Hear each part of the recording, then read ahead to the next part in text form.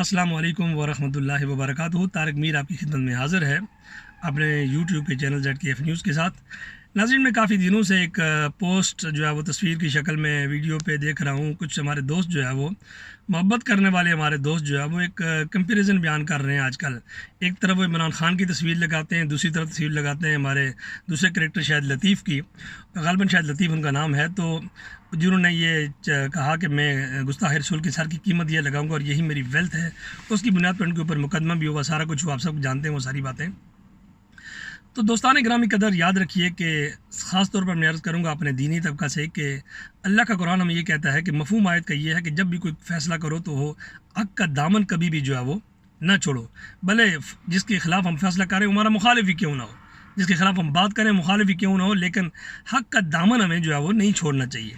میں آپ کو سے عرض یہ کروں کہ آپ نے یہاں کمپیریزن کیا اور یہ ثابت کرنے کی کوشش کی کہ عمران خان نے فرانس کے سفیر کو نہ نکال کر گستاخوں کا ساتھ دیا، اور اس شخص نے، اس کریکٹر نے جو ہے وہ اپنی ویلتھ اعلان کر دیا کہ میں قربان کر دوں گا، تو اس بنیاد پر یہ اس سے اوپر چلا گیا۔ میں سچ اگر پوچھیں تو یہاں پر کوئی کمپیریزن بنتا ہی نہیں ہے، اس لیے جو کچھ انہوں نے کیا وہ انڈیویجول حالت میں کیا، ایسے بے شمار لوگوں نے کیا، بے شمار لوگوں نے ایسے اعلانات کیے۔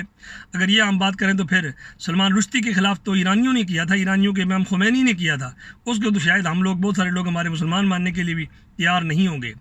اس نے بھی یہ اعلان کیا تھا، اس کے بارے میں پھر کیوں نہیں لگاتے، اس کی پکچر بھی ساتھ لگائے، اس نے تو اسے بڑا اعلان کیا تھا، اس کے سر کی قیمت جو سلمان رشدی کے سر کی اس نے قیمت جو لگائی تھی، وہ ہم کیوں خاموش ہو جاتے ہیں۔ اور دوسری بات میں آپ سے یہ عرض کروں ناظرین کہ یہاں پر کوئی کمپیریزن نہیں بنتا، اس لیے اس بندے نے اپنی ذاتی حیثیت میں بات کی، اور جو کام عمران خان نے کیا یہ وہ کام تھا جو ہماری تاریخ میں، ہماری پوری کی پوری، اگر ہم یہ قریب کے زمانوں کی تاریخ دیکھیں تو کسی ہمارے مسلم لیڈر نے کسی بھی مقام پر، کسی بھی ایسے بڑے سٹیج پر حضور نبی اکرم صلی اللہ علیہ وآلہ وسلم کی حرمت اور ناموس کی بات نہیں کی جس انداز میں عمران خان نے اقوام متحدہ میں جا کر عالم کفر کے گھر میں جا کر کی۔ اس سے بڑی بات کم از کم میری معلومات میں نہیں ہے۔ اگر کسی کے پاس، کسی دوست کے پاس ہے کسی لیڈر کی، تو کائنڈلی ضرور جو ہے یہاں پر شیئر فرمائیے گا۔ میری معلومات میں کم از کم کوئی بھی ایسا لیڈر، مسلموں میں امہ کا کوئی بھی لیڈر میں نے نہیں دیکھا، نہیں سنا، جس نے تحفظ ناموس رسالت صلی اللہ علیہ وآلہ وسلم کے حوالہ سے اتنا شاندار جو ہے جس نے ایکشن لیا ہو، جس نے بات کی ہو، عالم کفر میں جا کر ان کو منوایا ہو۔ پہلی بات تو یہ آپ ذہن نشین فرما لیں۔ دوسری بات یہ ہے ناظرین کہ عمران خان کے اوپر یہ الزام لگایا گیا کہ اس نے سفیر کو نہیں نکالا اور کہا جی معیشت کمزور ہو جائے گی۔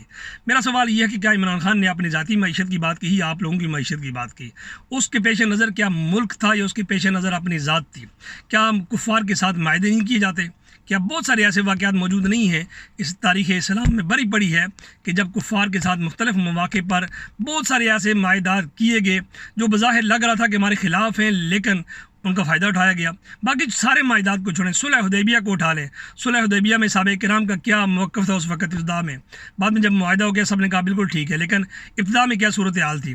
کس قدر صحابہ کرام غمگین تھے کہ یہ جو معاہدہ ہم کر رہے ہیں وہ ہمارے فائدے کا نہیں ہے، لیکن کریم آقا صلی اللہ علیہ وآلہ وسلم حقائق کو جانتے تھے تو آپ نے فرمایا نہیں، یہ ہمارے فائدے کا ہے۔ اس لیے ایک تو یہ کہ معاہدے کفار کے ساتھ کیے جاتے ہیں، یہ کوئی نئی بات نہیں ہے، ہر دور میں کیے گئے۔ پھر یہاں یہ بھی اعتراض ہے کہ صرف عمران خان پر اعتراض کیوں، ان پر اعتراض کیوں نہیں کیا جاتا جنہوں نے سفیر نکالنے کے نام پر دھرنے دیے، جنہوں نے ملک میں افراتفری پھیلائی؟ اس کے بعد کیوں خاموش ہو گئے سارے؟ اس کے بعد وہ کیوں نہیں بولے؟ سفیر تو ابھی بھی ملک میں ہے، وہ کیوں انہوں نے ساری ایکٹیویٹیز اس بیس پر ختم کر دی کہ جی ہمارے جو ہے وہ لوگ قید ہیں ان کو باہر نکال دیا جائے، یہ کر دیا جائے، وہ کر دیا جائے، ہم اپنے موقف سے دستبردار ہوتے ہیں۔ اگر نہیں دستبردار ہوئے تو بعد میں کیوں نہیں بولے؟ سوال جواب تو ان کو بھی پھر دینا پڑے گا۔ پھر ناظرین ہم مزید اگر اور ہم تھوڑا آگے جائیں، حقیقت یہ ہے ان دونوں کریکٹرز کی اگر ہم بات کرتے ہیں تو یقین جانیے، سچ پوچھیں، حقیقت یہ ہے پھر ہمارے بہت سارے دینی جو ہم لوگ ہیں جنہوں نے دینی لبادے اوڑے ہوئے ہیں، ہم لوگ جو دین کے نام پر کھاتے ہیں، کماتے ہیں، چاہے پیر ہیں تو نیاز لیتے ہیں، علماء ہیں تو تقریروں کے پیسے لیتے ہیں، چاہے جو باقی ہیں تو قرآن پاک پڑھانے کے ہم لوگ ٹیوشنوں کے پیسے لیتے ہیں، باقی اگر مزید ہم نکل جائیں تو نعت خوان حضرات وہ بھی پیسے لیتے ہیں۔ یہ سارے کے سارے ہم دین سے کما رہے ہیں، دین کے نام پر ہم لوگ کما رہے ہیں، اور نام دیتے ہیں دین کی خدمت کر رہے ہیں، حقیقت میں ہم دین سے خدمت لے رہے ہیں۔ میرا سوال یہ ہے کہ جتنے بھی کیسز ہوئے آج تک گستاخان رسول کے، اس میں ہم علماء نے سوائے تقریروں کے کیا کیا؟